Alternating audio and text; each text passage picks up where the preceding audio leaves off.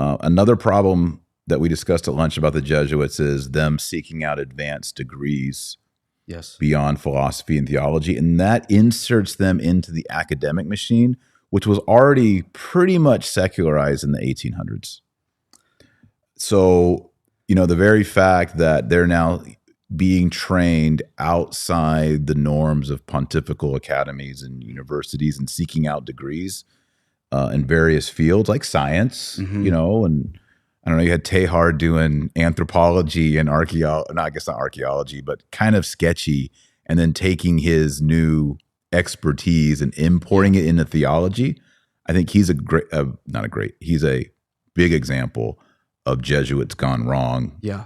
Taking this worldly knowledge and then trying to modernize Catholicism with it. I mean, he's probably the pioneer of everything that went wrong with the Jesuits in the 1900s. Right. I never made the connection between excessive education and what he was promoting, but I think you're right. The Teilhard de Chardin, probably people were taken at the fascination of this as a novelty. Yes. And people, I've called him before the greatest heretic of the 20th century. Really? You think he's the biggest? I think he's the genesis, at least, because he even affected decent popes, we could call them, like Pope John Paul II and Pope Benedict. I hate to admit it. We're fans. Air, they quote him in a positive sense.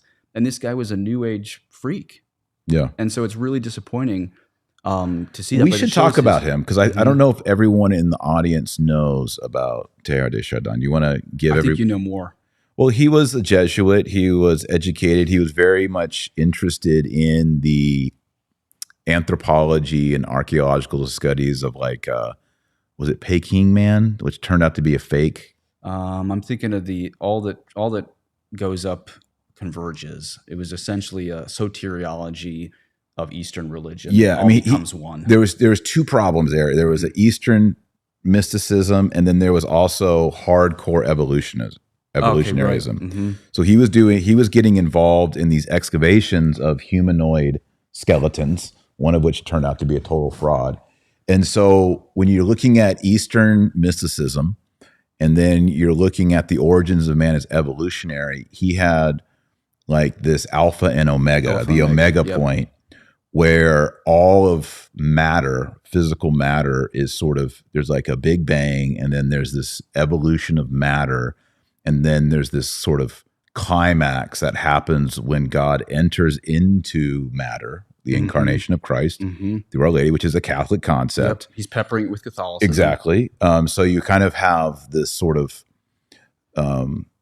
instead of there being like logos at the beginning and then a fall, it was almost sort of like the seeds of logos scattered. I might be getting this a little bit wrong, but it's kind of the seeds of logos scattered throughout the universe, and over time, it's like they're all converging and coming and coming and coming and coming, and that was going to be the omega point, where you sort of have this convergence, and you hear them talk about the cosmic Christ, and and it's an eschatology that it doesn't want to be humanistic, but it ends up being very humanistic, and it blurs the line between the natural and the supernatural, so that you lean heavily towards pantheism, and that's kind of the Eastern religion. That's right. Element, and so it's taking all these ideas, and from a worldly point of view, you go, wow, this is really cool. Yeah. You've got evolution, you've got Star Trek, you've got Eastern mysticism, you got everything that's stylish. Yeah. In the late 1900s, he was at the forefront of that. And yeah, it's sad. John Paul II, Benedict XVI, huge fans of that. And you could probably take that to say, this is the enculturation that Francis Xavier, like, when Francis Xavier first went to Spain, he wasn't in the cassock. When he went back, he put on some regal Japanese wear, introduced the calendar to them, and it was actually a huge success for him to bring the gospel in there. So if you study the history of the Jesuits, you might be able to say, okay, well, as the world's opening up to learn all these other world religions, maybe the best way we can share the gospel with the East is to recognize some truth of the Omega Man, and the incarnation was just mixing the created with the uncreated. And you mentioned the Alpha and Omega. I think what he wrote in French was tout ce qui monte converge. Everything that goes up converges, right? And then you also mentioned evolution. And these were the two seeds, I believe. This is why I say I think this was the genesis of all the heresies of the 20th century, because this notion that everything that goes up converges is essentially all world religions are really teaching the same thing if you just scratch the surface. Yes. Everyone's making their way to heaven. I would say this greased the skids for Karl Rahner's anonymous Christian, that anyone of goodwill is a Christian whether they recognize it or not.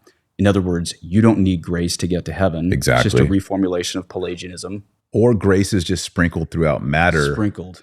And exactly. It's coming together. So you have your Buddhists. I mean, you read the documents of Vatican II and you get this vibe. It's very Teilhard. It's very much. Yeah, it's, well, you know, the Buddhists have these elements, or what Bishop Barron calls the lesser lights in other religions, right? That's sort of this pixie dust that's sprinkled by God through the Logos in the beginning.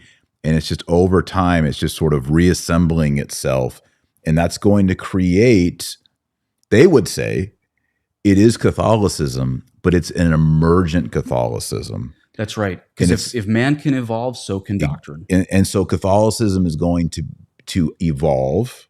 This is why they also kind of, I think, were robbing from Cardinal Newman. The doctrine of development, they love that. Sure. And they keep pushing it towards an evolution of doctrine. So what's happening is all the world religions are all hanging out with eventually John Paul II and Assisi meetings, and it's like this convergence of all the magical Logos pixie dust coming together, and what's going to come forth is the people of God. That's right. It's this ecumenical, generic understanding, and obviously the Dalai Lama is not going to be doing transubstantiation, so that you sort of have to redefine spirituality, and that's kind of gets to be Jesuit 101 religion course for high school students. We were talking off the air about a certain Jesuit who, on, we'll just say, 6th and 9th commandment sins, actually believes, get this everybody out there listening, actually believes he has found a better way than St. Paul, who was against the LMNOP stuff, right? He actually believed. Now, I have to hand it to him. I mean, I think it's satanically arrogant to think you have a better religion than what's in the Bible. But I have to hand it to that Jesuit that at least he's not trying to twist St. Paul. He actually believes he's found a better religion. He wouldn't call it a new religion, but he believes he's found a side of the revelation of God's love on this issue of 6th and 9th commandment sins that Paul didn't understand.